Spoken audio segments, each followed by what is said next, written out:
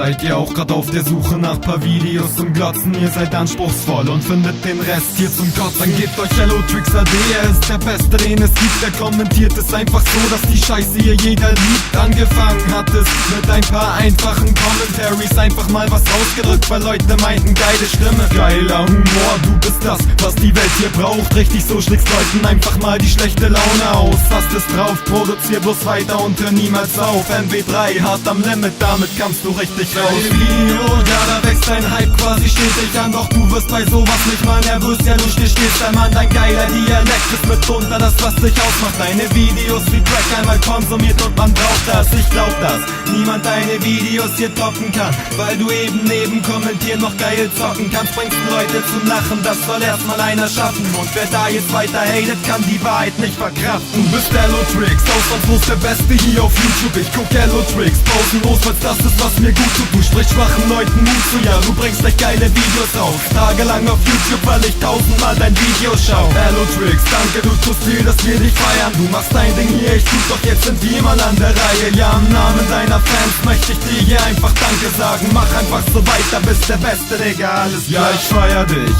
weil du dein eigenes Ding machst. Hörst doch dich nicht auf die Meinung von so kleineren Kindern. Ein paar sind leider behindert und wichsen nur ins Handtuch im Bett und nehmen nur ab, wenn mal Ikea bei den anruft. Du bist cool und deine Stories nimmt man dir echt gut ab. Wenn Leute sowas einfach nicht glauben, dann haben sie Pech, ja. Ich hab recht, du hast einfach mal die krasseste Fanbase, egal wen du fragst, wirklich, ey, fast jeder kennt dich. Und ey, endlich hast du dich nach deinem Break wieder gefangen, denn für viele deiner Fans macht da die Welt in sich zusammen. Du bist der Beste, Alter, zeig's ihn und mach nie mehr eine Pause, denn in jedem deiner Livestreams sorgst du stets für gute Laune. Egal ob für Gastprinz, wie auch nochmal Props an deine Freunde. Livestream mit den Bock Day, was kannst du für geile Leute, geht's dir mal nicht gut?